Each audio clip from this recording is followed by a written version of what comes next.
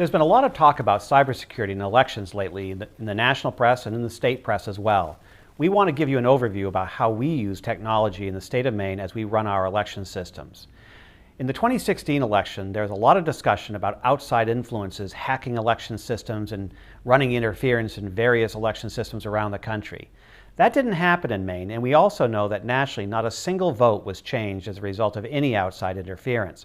But we do want to talk about our technology, how we use it, what we use it for, how we secure it, and what you can expect when you go to the polls on Election Day. The most important thing that we use in elections to make sure that our elections are secure and accountable is actually the old-fashioned paper ballot. It's pretty tough to hack a pen. Nobody's figured it out yet, and that's really what secures the anchor of our security in our elections today is the use of paper ballots. We don't have voting machines like they have in other states where you have a touch screen that you vote and there's no paper ballot that prints out for you to submit to an elections official. It's all put into a memory device. We don't do that here. We actually start and end with paper ballots. Those are distributed to the towns, they are secured, there's a chain of custody, so we know exactly what happens to every single ballot from the time it leaves a printing press to when it's secured and sealed in a ballot box at the end of the night on election night. Every time a stack of ballots transfers possession, somebody has to sign for it, so we know exactly who has handled ballots at any given time. Your town clerk has received an inventory of ballots. We know exactly how many ballots were sent to your town clerk. And then the town clerk has to reconcile all the numbers at the end. So they know exactly how many ballots were sent out for people who requested an absentee ballot, how many of those were returned, how many ballots were handed out on election day, and how many unused ballots were left over. So those numbers should always reconcile to the same beginning number at the end. So we always have that paper ballot to refer back to if there's a question about the conduct of the election. Even with ranked choice voting, when we bring materials to the Capitol for ranked choice voting, either the memory devices from the tabulators or the physical ballots themselves. Say something were to go wrong with one of the tabulator memory devices and it gets corrupted.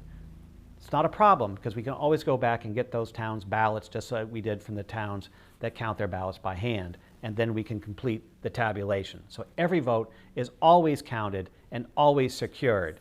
So the beauty of the paper ballot is that you can never thwart the will of the voter. You can't hack into the system and change the result of an election. We do have a computerized central voter registration system that's heavily firewalled, but even if that were completely disabled by an attack, we could still run the election because we would have our paper incoming voter list. We don't use electronic poll books, so that's really important to this process. Even if that was not available, the worst case scenario, we have election day registration. So even if we had to re-register every single voter in the state of Maine, they could still exercise their right to vote because of the paper-based system that we use. We don't transmit ballots over the internet. We don't transmit results over the internet. So the ballot itself, which is created by our own elections division, the physical copies are then given to the printer, and the printer will reproduce those ballots, and we double check them to make sure that everything is straight just the way we gave it to them. And then the ballots themselves are physically transported to polling stations. Nothing is transmitted online. After the election, when it's all said and done, you may be done as a voter, you've read the results in the newspaper, but our work is really just beginning, and the work of your town clerk is just beginning as well.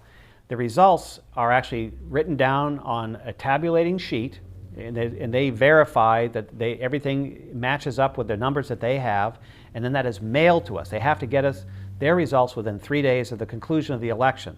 We do a final reconciliation to make sure all those numbers match up based on the number of ballots that we sent and the votes that were then cast, the cast vote record, and then any election materials that were left over. We then certify that result. We do that within 20 days and then give the final result to the governor to sign a proclamation declaring the results of the election. All this is done physically. Again, nothing is done online. The memory devices that we use for our tabulators aren't the flash drives that you buy at your local office supply store. These are very sophisticated encrypted devices that are proprietary in their construction by our vendor to really prevent any type of outside influence and to secure the information that is on them. The tabulator device itself is very secure. Again, the information on it is not programmed online. It is programmed in a closed loop system and then physically transported to your town clerk and then tested by your clerk to make sure that everything works for their election and matches up with the ballots that they're assigned. You can have complete confidence in the conduct of our elections in the state of Maine, based on the methodologies that we've put in place to make sure that everything is secure and accountable. Our stock in trade in elections is your confidence in the result. If you have questions about this process, or you see something that you don't understand, don't let it simmer. Give us a call at 626-8400 and we'll try to answer your questions to the best of our ability.